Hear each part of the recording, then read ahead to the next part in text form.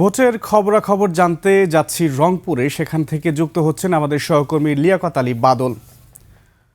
বাদল, কেমন দেখছেন ভোটের হাওয়া, প্রার্থী এবং ভোটারদের প্রতিক্রিয়া কি?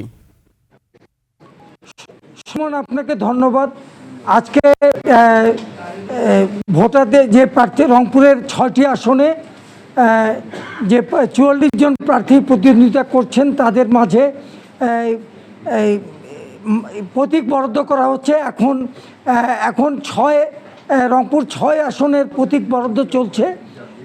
প্রার্থীদের মধ্যে সব প্রার্থীরা এবং তাদের প্রস্তাবকারী সমর্থনকারীরা এখানে এসেছেন। আমি জেলা রিটার্নিং অফিসারের কার্যালয়ে আছি এবং তারা প্রতীক গ্রহণ করছেন।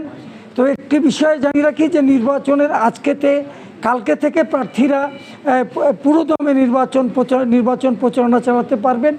আজকে যে 6টি আসনে প্রতীক বরাদ্দ, যে এর আগে 5টি আসনের হয়েছে বিকেলবেলা পর্যন্ত, এখন 6 আসনের যে প্রতীক বরাদ্দ হচ্ছে।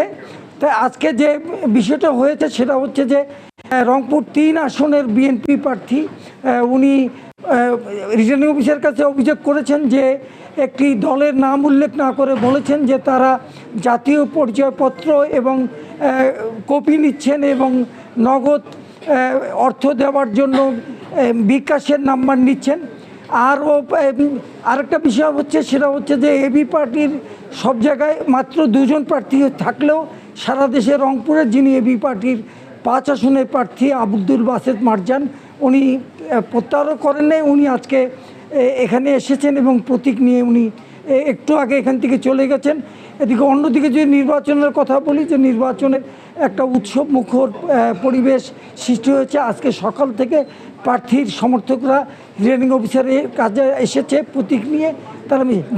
তো এই ছিল আমার কাছে এই মুহূর্তের খবর। বাদল, আপনাকে ধন্যবাদ।